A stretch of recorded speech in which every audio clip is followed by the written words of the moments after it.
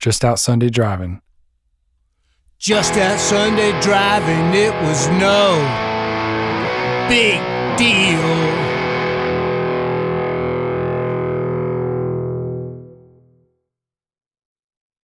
Sitting around in now what is the great 21st century, I can't help but think about how outrageously technology has progressed in my lifetime.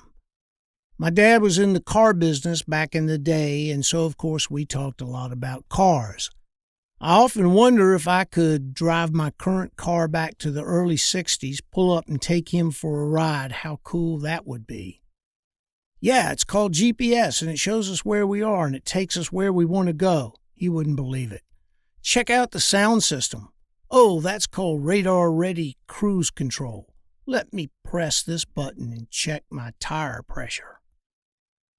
In the early 60s, my father owned a car lot located at a busy intersection on Mercury Boulevard and Jefferson Avenue in Newport News, Virginia. He would take me to work sometimes. To this day, I can still remember the smell of cigar smoke and linoleum flooring in the one-room office and the cleaning chemicals from the detail shop next door.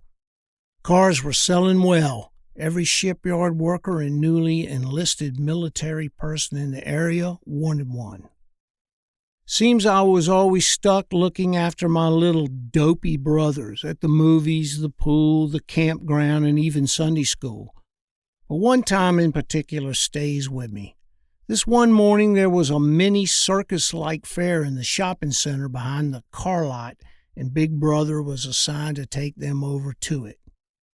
As we stood in line for the elephant train, it was apparent the way the line was going that we would get to ride in the very first front row seats. I soon realized that was not going to happen as a group of tough guys pushed us out of the way and stole our seats. Now, my middle brother could more than hold his own, but the little brother was what they now call a wuss, a cleaned up and softened version of the original term that's often used to describe a cute little kitty cat. I'm not going to use that term just in case this story ends up in a Florida schoolroom one day. In any case, there was no way to make a stand, so we moved to the back of the line.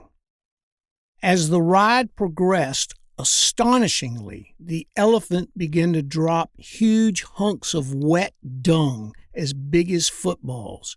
When the dung hit the pavement, it splattered up all over the tough guys who were sitting in the front seat. They had so coveted and fought for that seat. One of them started crying, and they were all screaming. Every other kid on the ride was laughing uncontrollably. The tough guys were tasting elephant dung, and I was tasting irony and poetic justice.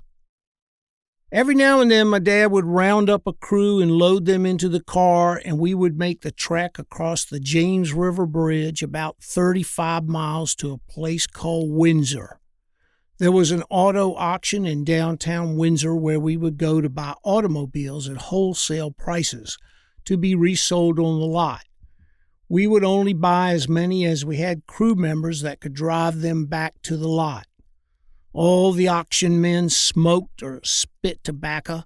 They wore white, sweated-down, short-sleeved dress shirts with ties just like the managers of the grocery stores did in those days.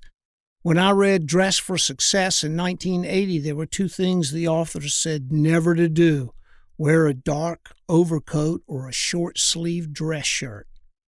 The coolest guy there was the auctioneer. He was the ringmaster, and with his double-talking preacher-like rant, he would get those vehicles moved out to the dealers.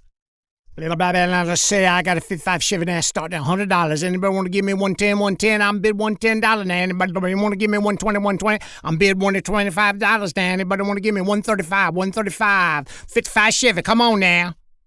Or something like that. Like any southern town, there was a railroad which ran behind the auto auction where perhaps cars could be offloaded from a car carrier. Not that I have any knowledge of that ever happening, but I had to work the railroad into the story somehow.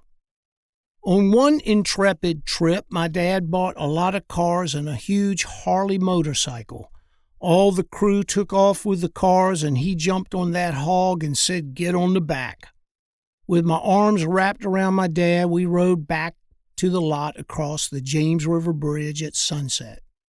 Looking west down the river, I had the notion that this had been a great day, opening the possibility for my young mind that there would be more great days ahead.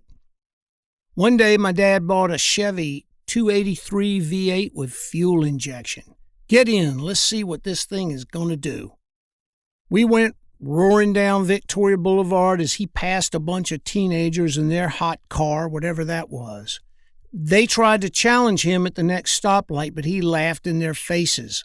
That's the kind of stuff you can do when you'd boxed as an amateur in the Navy and then for cash as a semi-pro. Another thing you can do when you know how to box is make repossessions of cars from the guys that hadn't made their payments. I used to go on some of those nighttime adventures also. I still have one of the newspaper ads from his lot. "Welcome out-of-towners and servicemen. On the spot financing. Terms as low as $5 down and $3 a week." Well, that could get you a '54 Chevy Bel Air 4-door R&H, which stood for radio and heater, for $695, or a '51 Studebaker V8 Coupe for $195. Another cool thing about hanging around used car lots is the loons and characters who would come by to talk bullshit or just hang around. One of those guys in particular gave me an idea for a song. At the time, I was a huge admirer of any car song and was trying to imitate Chuck Berry. His songs, which he wrote and recorded, Maybelline, and most recently at the time, No Particular Place to Go, were the epitome of the genre.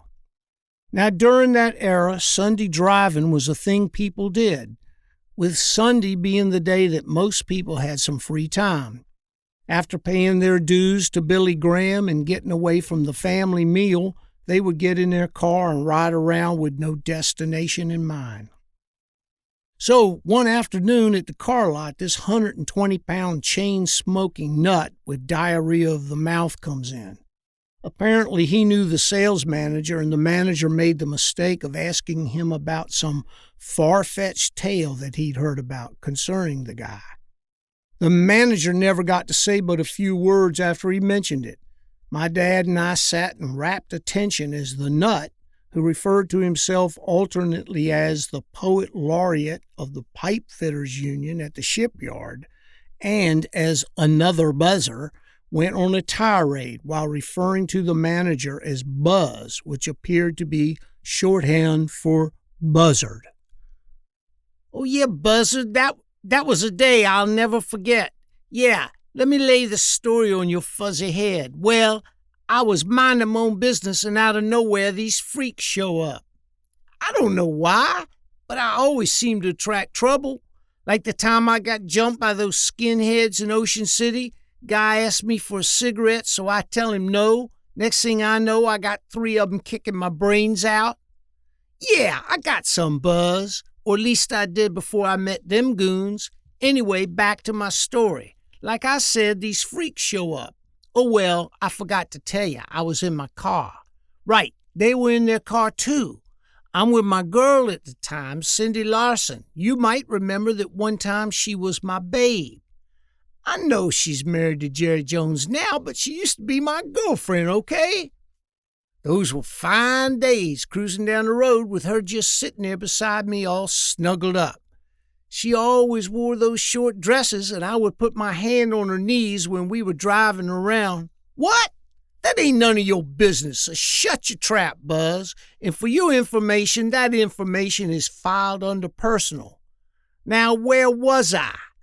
All right, we were driving around on Sunday afternoon. I look in my rearview mirror, and there they are, kind of following me.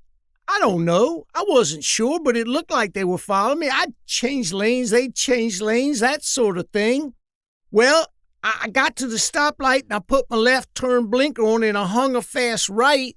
They was right behind me. I knew then they were tailing me. This crazy-looking loon leans out the window and starts yelling stuff at us. He was beating on the side of the car and, doing this bug-eyed routine with his head rolling around. He looked like a psycho. You know what I mean, Buzz? What, Buzzard? Do you want to hear the story? Well, quit interrupting me then. When I say, do you know what I mean, I don't mean for you to answer me yes or no. It's just a saying. You're supposed to shake your head yes so I can keep on talking. You know you're common and you got no manners. It is, and I borrow from Professor Barnes on the TV show Modern Mechanics, intuitively obvious to the most casual observer that your parents never taught you right. All right, now things started getting hairy after that. They were slamming my bumper, man, and Cindy started crying. Then she started screaming, then she passed out. Oh, yeah, she slid down the seat on the floor, legs all over the place. I couldn't help her, man. I was too busy driving. By now, I figured those guys were trying to kill us. Hey, I didn't have a clue and still don't. What do you mean it might have been you? It couldn't have been you, you idiot. I would have recognized your ugly mug, and besides, you're too stupid to have kept a secret this long, okay? Then one of them goons threw a bottle while I'm making a turn and it hit my door. That's when I said, hold on, it gets worse. About that time, my dark karma kicked in, and sins of the past and all that. My engine blew a gasket. Oil is leaking out all like crazy, and I'm holding on to the steering wheel so tight my knuckles look like lard. My heart is about to beat me to death. I'm yelling at myself, what am I going to do? Then it started raining. Hey, if you want to know more about karma, try doing something you've never done. Read a book. Look, it's kind of like you reap what you sow. Like I never know, you never went to Sunday school, so you don't know nothing about important things like karma, okay? Well, I figure the rain was a sign from the maker of the universe. Like he's saying, I'm crying for you. Let your karma wash off in the street with the oil and the dirt on the hood of your car. I've always felt that way about it. Hold on, I'll get there. Well, that was my chance to make my move, be somebody or be a nobody. I decided to join the ranks of all the great heroes of world history. If I did things right, I'd be up there with Spartacus, Napoleon, and Elvis Presley. Do you remember that movie when Elvis told the guy, I'm going to ship you home in a box, boy? Yeah, I like that. So as we went into a curve, I yelled to Cindy, hold on, and mashed the pedal to the floor. I leaned out the window and screamed, Pocahontas! I don't know, that was ignorant, but that's what I said. Do you want me to lie to you, Buzzard? Hey, check this out. The engine was a-rattling, but we made it home free. The oil and rain got slippery, and they ran into a tree. Thank you, thank you, thank you. Now you know why they call me the Poet Laureate of the Pipe Fitters Union. No, they didn't die. They just kind of slid into the tree. It was a bushy tree. They all climbed out and started jumping around, and I heard one of them say they'd be back one day. No, I never saw them guys again, but it makes you think sometimes, don't it? Yeah, well, you're right. It could have been one of those geniuses from Norfolk. But I didn't hear them yelling their trademark. My sister don't smoke, my sister don't drink, Norfolk, Virginia. But it don't really matter. It's been way over a year ago anyway. By the way, speaking of geniuses and sisters, how's your sister? Every time I see her, she points to me and says, another buzzer, and goes away laughing with those idiot friends of hers. I wouldn't mind taking her out sometime, and you can tell her I said so. Well, okay, Buzz. I'll let you go, Buzz. All right. Talk to her for me now. I'm serious. Tell her I was asking about her. Hey, I got some more poetry before you go. I was just out Sunday driving. It was no big deal. Had one hand on my baby and the other on the wheel. The radio was blasting out a rockin' tune. Had on my short sleeve shirt. It was the middle of June. I was just out Sunday driving. It was no big deal. Yo, Buzz. When it appeared that the Poet Laureate was finishing up his story and his rant, my old man gave me a smirk like, get a load of this cat. lit up a stogie and said, "Well, thanks for stopping by, Mr. Buzzer," and started closing up shop. The sales manager was escorting him with the bum's rush toward the door as he was still talking. He was asking the manager about his sister and spouting out a poem when the manager said, "See you later, Buzz." As for me, after we went home, I pulled out my Sears Roebuck Silvertone guitar and wrote my first song. The only 3 chords I knew were the standard blues, calm, rock and roll chords in the key of E, but hey, that was all I needed. I worked on it till everyone was sick of hearing it. My dad always referred to it as that redneck song. I saw the Buzz a few times after that, but fortunately he didn't recognize me, and I kept on hoofing it.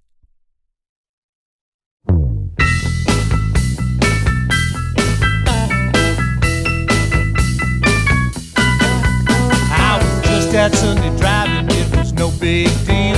Had one hand on my baby, the other on the wheel. The radio was blasting out a rockin' tune. Had on my short sleeve shirt, it was the middle of June. Looked in my rearview mirror, to my surprise, we were being followed by a car full of guys. Just out Sunday driving, it was no big deal. Well, I got a little nervous when we got to the light. Put on my left turn blinker, then I hung a fast right. That car turned behind me, so I stepped on the gas. They were breathing down my neck and we were driving too fast. Someone leaned out the window and started to scream. I knew we were in trouble. He looked mighty mean. Just out Sunday driving, it was no big deal. Now my baby started crying. Her feet flew off the floor as they slammed into my bumper. Threw a bottle out the door. The radio was blasting out the back to go insane. When my engine blew a gasket and it started to rain. All was flying everywhere. I heard my motor squeal. Just that Sunday driving, it was no big deal.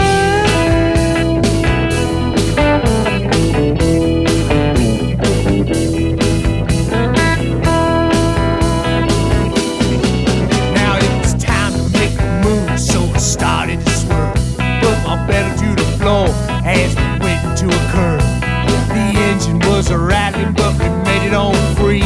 Cause the road got slippery, they ran into a tree. They jumped out, yeah, something bout we'd be back one day. I laughed and kissed my baby as we drove away. Just out Sunday driving, it was no big deal. I was just out Sunday driving, no big deal. I was just out Sunday driving, it was no big deal. I was just out Sunday driving, it was no big deal. Well, I was just out Sunday driving, it was no big deal. I was just out Sunday driving.